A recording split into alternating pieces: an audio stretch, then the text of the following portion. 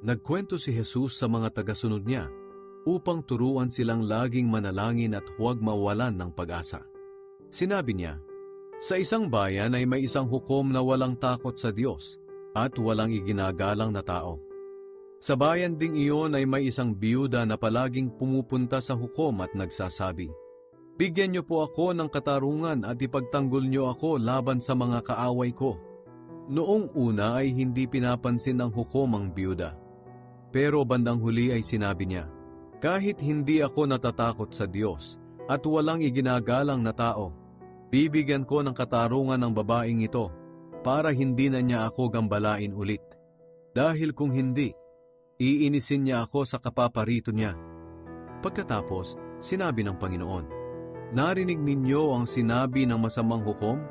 Ang Diyos pa kaya ang hindi magbigay ng katarungan sa mga pinili niya na tumatawag sa Kanya araw at gabi?